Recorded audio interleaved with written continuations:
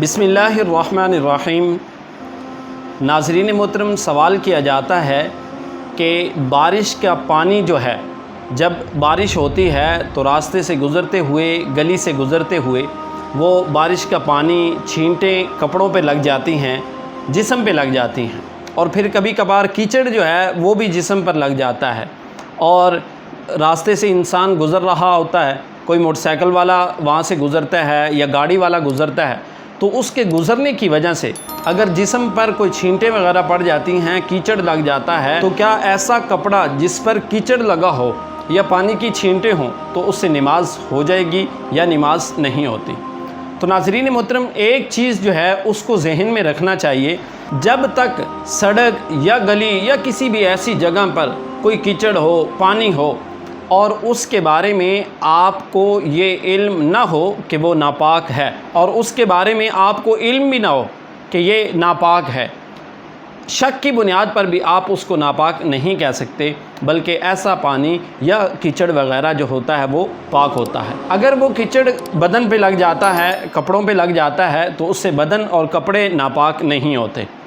اور اس سے آپ نماز بھی پڑھ سکتے ہیں۔ نماز کے لیے کوئی دھونا ضروری نہیں ہے۔ ہاں، اگر آپ نے نماز پڑھنی ہے تو آپ اس کو دھو بھی لیتے ہیں تو یہ آپ کے لیے بہتر ہے، کوئی اس میں قباحت نہیں ہے، اور اگر آپ نہیں بھی دھوتے تو آپ کی نماز پر کوئی اثر نہیں پڑتا۔ اور دوسری طرف اگر اس کیچڑ کے ناپاک ہونے کے بارے میں علم ہو کہ وہ جو کیچڑ، پانی کی چھینٹیں جسم پہ لگی ہیں وہ ناپاک ہیں، تو پھر آپ کے لیے آپ کے جسم کی طہارت بھی ضروری ہے، اور آپ کے جو کپڑے ہیں ان کو بھی پاک کرنا آپ کے لیے ضروری ہے۔ بعض اوقات ہمارے ہاں اکثر آج کل یہ ہوتا ہے کہ گٹر اور ندی نالے جو ہیں، چھوٹی چھوٹی نالیاں بند ہونے کی وجہ سے جب پانی آتا ہے تو پانی آنے کی وجہ سے وہی جو گندگی نالیوں کے اندر ہوتی ہے وہ سارا کا سارا پانی مکس ہو جاتا ہے، اور گٹر بند ہونے کی وجہ سے، پھر پانی کی نکاسی نہ ہونے کی وجہ سے وہ پانی جو ہے فٹ دو فٹ جو ہے وہ گلیوں میں کھڑا ہو جاتا ہے۔ پھر وہ پانی جو ہے، کیونکہ وہ گٹر کے پانی کے ساتھ مکس ہوتا ہے اور اس کے بارے میں یقین ہوتا ہے کہ یہ پانی جو ہے یہ ناپاک ہے، تو ایسے پانی کی چھینٹیں یا ایسا کیچڑ جو ہوتا ہے وہ کپڑوں پہ لگ جائے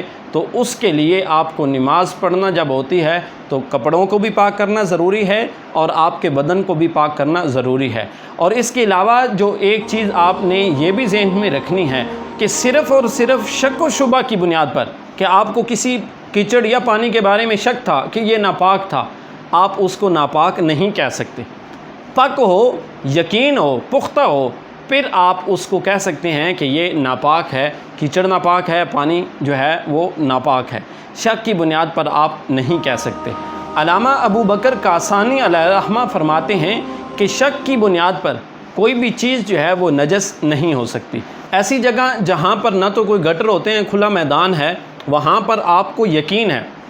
کہ صرف اور صرف بارش کا پانی تھا، تو بارش کا پانی اگر صرف آپ کو یقین ہو کہ یہ صرف بارش کا پانی ہے، وہ اگر جسم پہ لگ بھی جاتا ہے تو اس سے آپ کے کپڑے بھی ناپاک نہیں ہوتے اور آپ کا جسم بھی ناپاک نہیں ہوتا۔ آپ اس پانی، لگے ہوئے پانی یا کیچڑ